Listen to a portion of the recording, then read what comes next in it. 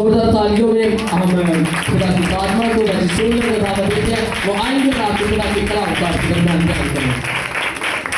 Hallelujah hallelujah मुबारक है हम जिस सब जो खुदावंद के घर में मौजूद हैं उसकी शादबानी मनाने के लिए, क्योंकि आज हमारे लिए एक बड़ा फतह का दिन है। आमीन। अफसुदा है कि खुश है? आमीन। आए अपने कलमे की तरफ बढ़ेंगे। कौन सा कलमा है? दूसरा कलमा कौन सा है? किस चीज का है?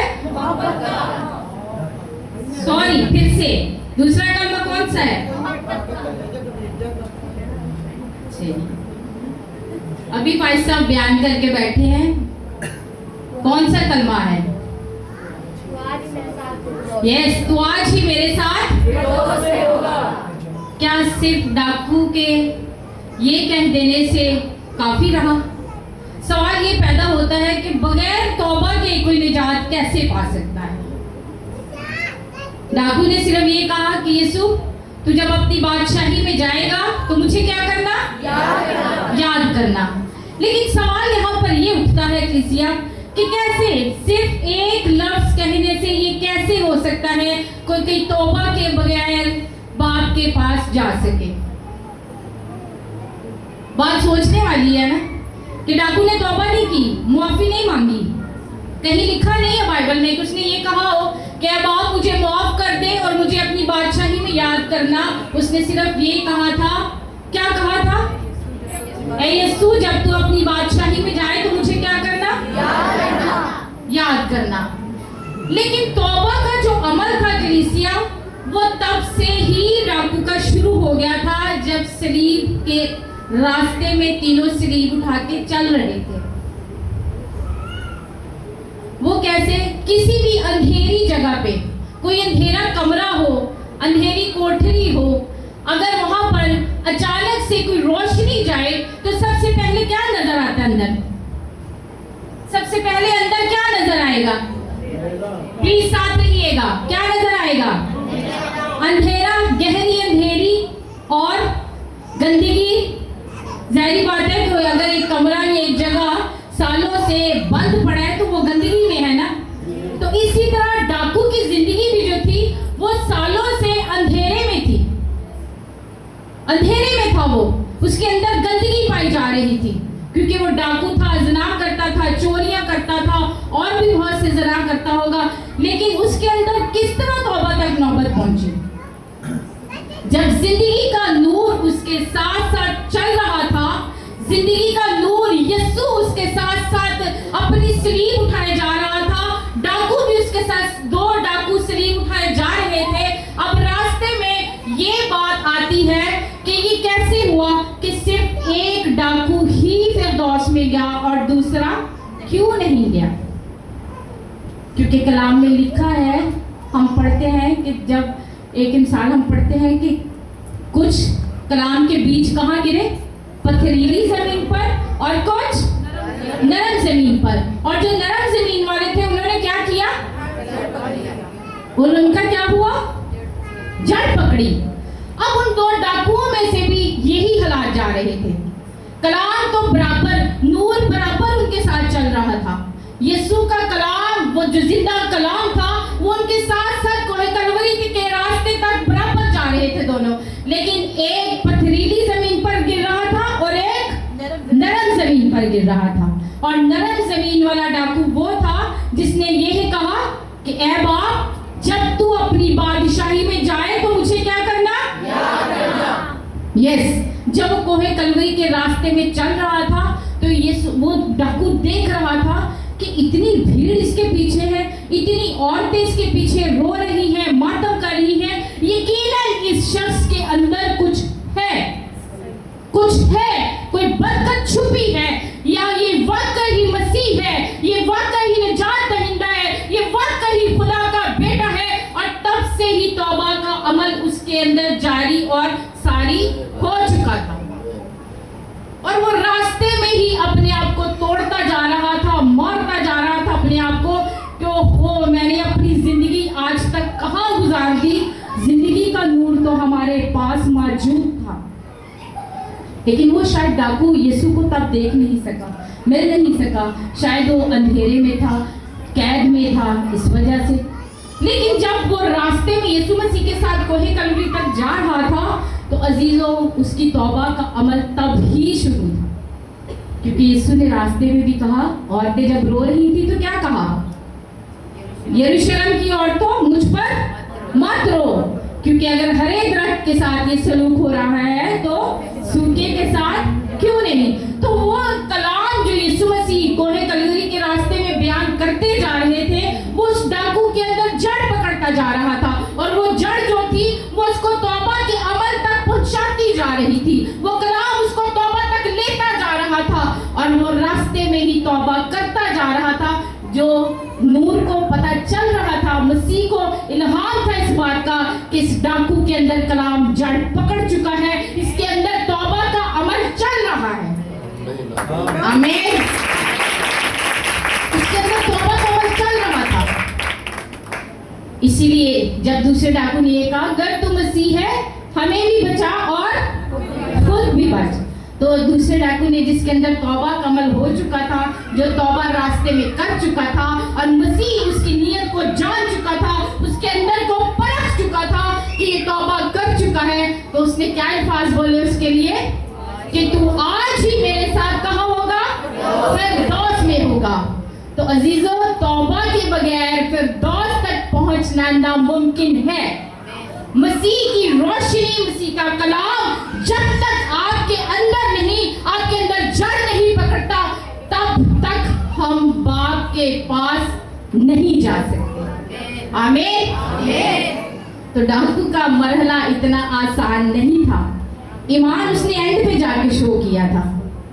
ईमान एंड पे शो होता है।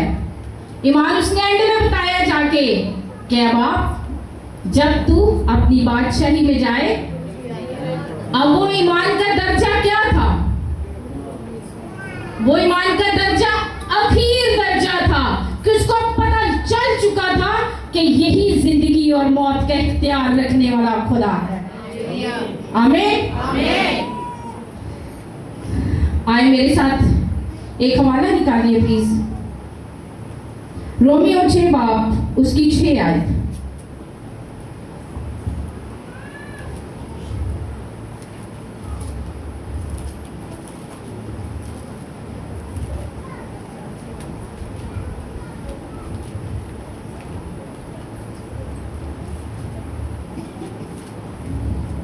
जी निकाल लिए सकते।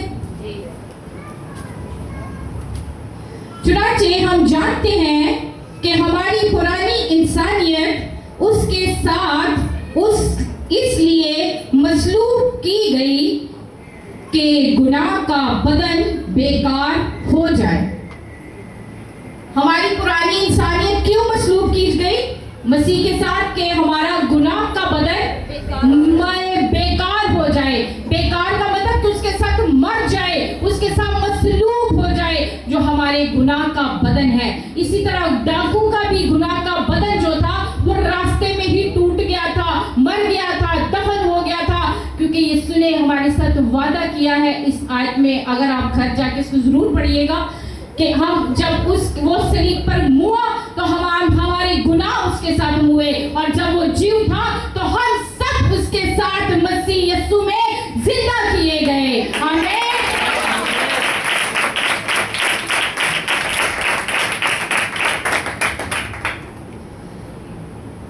सलीब का निशान हमारे लिए क्या है?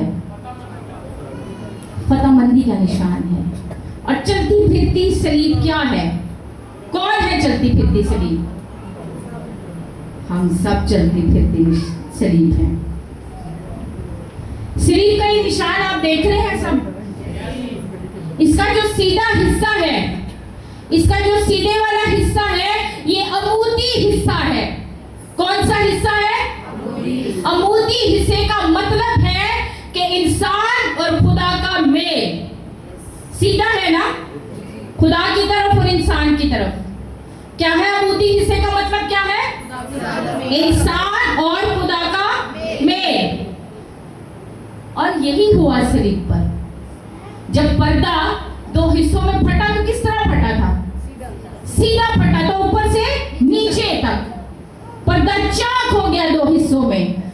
सलीब के सीधे हिस्से का मतलब है अमूदी हिस्सा, यानी कि मसीह, खुदा का और इंसान का राब्ता बहाल होने का मतलब है। और जो इस साइड का हिस्सा है इसको कहा जाता है उफकी हिस्सा। क्या कहा जाता है? उफकी हिस्सा। इसका ये मतलब है उफकी हिस्से का कि इंसान का इंसान के साथ मेल।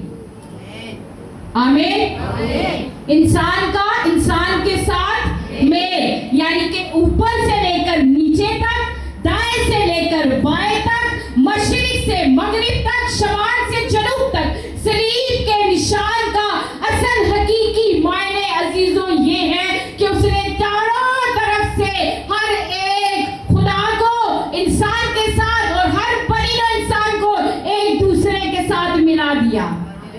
आमीन।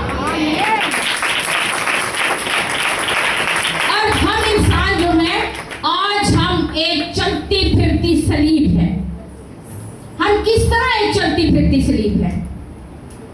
अगर हम खड़े होकर अपने दोनों हाथों को इस तरह सीधा करते हैं तो आप देखें आप एक चलती फिरती सलीब है। और आपके सेंटर वाले जो अमूदी हिस्सा है इसमें आपका क्या आता है? आंख आती है, दिमाग आता है, दिल आता है, आपकी रूह इसमें आती है। और यही कनेक्शन जो है ये खुदा के साथ जुड़े हुए हैं। हमारा दिल, हमारा दिमाग, हमारी रूह, हमारा बदन, जो हमारा अमूदी हिस्सा है, ये किसके साथ जुड़ा है? खुदा के साथ। और आज हमें जरूरत है कि हम ईमानदार होते हुए, खादम होते हुए, खिदमत में आगे बढ़ते हुए, जो हमारे ये उफकी हिस्सा है, हमारे बाजू हैं, हम इसके साथ बहुत से जो भटके हुए लोग हैं उनको हम खुदा के पास लेकर आए। फिर हमारे बदन की सलीब पूरी होती है, फिर हमारा बदन पूरा होता है और फिर ही हम इस सलीब के लिए पूरा उतरते हैं जो हमारा निशान है, जो हमारा फतहबंदी का निशान है। असल हकीकत फतहबंदी हम इंसान हैं जिसको खुदा ने पैदा किया है, बनाया है अपने हाथों से और सलीब के शक्ल पर बनाया है, जबकि वो इंसान को पहले बना चुका था। इंसान को खुदा पहले बना चुका था, लेकिन सलीब का निशान भी उसी सूरत में है। आमीन।